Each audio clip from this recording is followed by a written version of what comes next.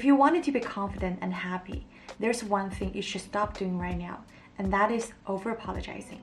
If you often find yourself automatically taking the blame for everything that goes sideways, it actually hurts your self-esteem and your relationship with others more than you think. Over-apologizing is often a pattern that starts when we're very young, to diffuse anxiety, to avoid conflicts and seek reassurance.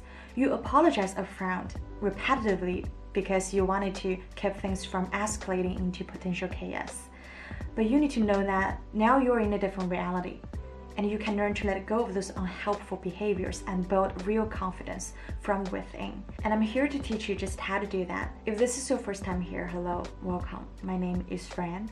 I'm a trauma healer and educator, and also I'm a psychodynamic psychotherapist under training, and I really hope that my content will be helpful to you.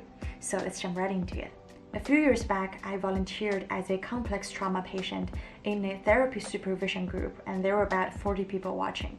And during the session, I touched some of my vulnerabilities and I started to cry uncontrollably. And I kept apologizing for crying like that, for taking up others' time, for disturbing others' moods. And the therapist said something that really hit me. I've never heard anyone phrase it like that. And she said, "You're so sad, and yet you are worried about how others would think of you. You're worried about disturbing others. You are worthy of taking up time and space." Overly pleasing pattern and excessive apologizing is about the fear of taking up space and time, and the shame for having needs at all. You would automatically assume that you're at fault, even for things that are totally out of your control. For example, when you made a tiny bit of mistake at work, maybe your boss already let it go, but you still kept apologizing and beat yourself up repetitively about it.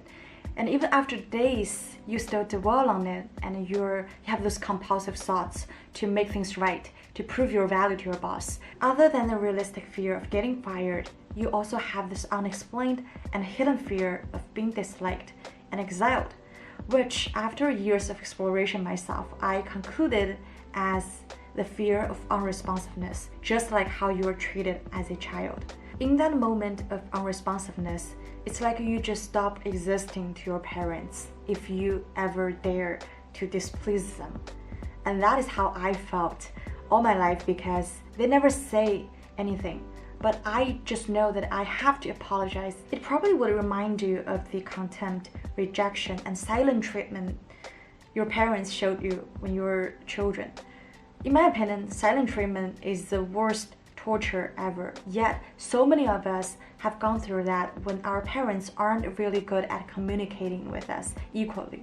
So we would do anything we can to prove to them that we're good, please still love me. That is why you really should stop blaming yourself for everything, because you had no choice. You had to eradicate any kind of negative repercussions at all, so that you could feel a tiny bit of safety and do anything you can to avoid being disliked in relationships. In order to change, the first thing you need to constantly remind yourself of is that it's okay to take up space and time. You know this pattern yourself, right? You know how stubborn it is. It's like a birthmark on your face. It's like you're imprinted with the identity of pleasing. I'm a good person, please like me. Catch yourself whenever you have the tendency to open your mouth and apologize for things that is not your fault. For example, today I did something, my coworker was trying to dump her share of work on me, and I refused. But after that, I felt really guilty, and I was actually considering apologizing to her and taking all the work that wasn't mine to begin with. But I stopped myself right there, because first, I really didn't want to do it because it's not my job. Secondly, I did the right thing of honoring my needs and my boundary, and she would have done the same for herself if she's in the position. So after half a day of feeling guilty and debating whether or not I should apologize, I didn't. And I think I have just made another progress. You need to do the same thing. Just endure through the time period that is really uncomfortable for you. When you're debating, whether I should do it or not, whether I should apologize or not, feeling uncomfortable doesn't mean you're doing the wrong thing. It just means that you are not familiar with it yet, but you will get used to it, and you will get better and better for defending yourself, for speaking up, for owning up your needs. Take the time to ask yourself, well, are you doing it because you wanted to, or you're feeling guilty and you're pleasing others? And you may wonder, what about my deep ingrained fear of conflict? Yes, that's another layer of how this over-apologizing pattern is developed. Because if you grew up in a chaotic environment where every day you walk on eggshell, you need to over-apologize to avoid yelling, beating, or blaming. Especially if you have people in your life that constantly gaslight you, emotionally abuse you, invalidate your feelings and telling you things that aren't true.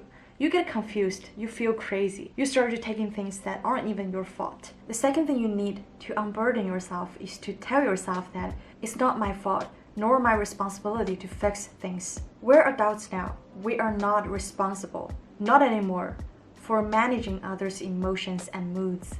When I was healing, I actually wrote down this sentence on the sticker notes and put them all over the walls of my bedroom because I wanted to be disciplined in keeping myself in check about not doing extra things to make others happy. We tend to overthink, don't we? We tend to replay the scenarios over and over again and think, well, I could have done this part better, I could have done that. Why didn't I think about it? And then you constantly blame yourself, even if you don't go out and apologize.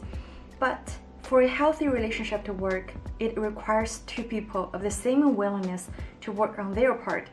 How come when things go awry, it becomes one person's fault? I don't know if you've noticed that.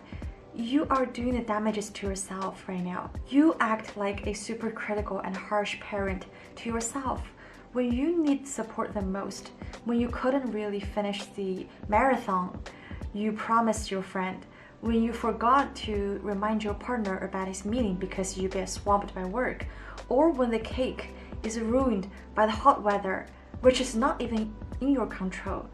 You take it all in and you would go as far as finding excuses for others like, well, it's not their fault. I could have done my part better. It's me. What's worse than that is now you're putting yourself in a very vulnerable position because you're teaching people how to treat you. People could sense your overly accommodating and overly nice vibe and find you potentially very insecure and desperate for reassurance. And it opens you up to emotionally manipulative people. I'm not saying like the world is full of manipulative people, but others would know who lack boundary, who would be the first one they would turn to for unreciprocal favors, and who to shift their responsibility to if they got in trouble. The turning point for me was to realize that being hyper-vigilant toward outside cues and being super apologetic block me from having real confidence. And it prevents me from ever be respected in relationships because I would be the first person to disrespect my needs.